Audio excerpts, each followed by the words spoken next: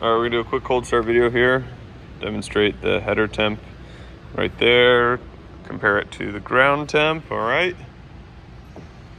So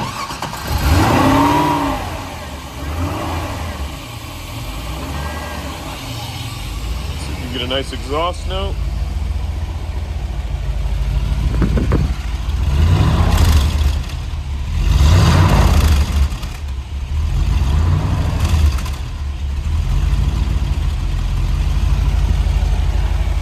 Take a look at the gauges.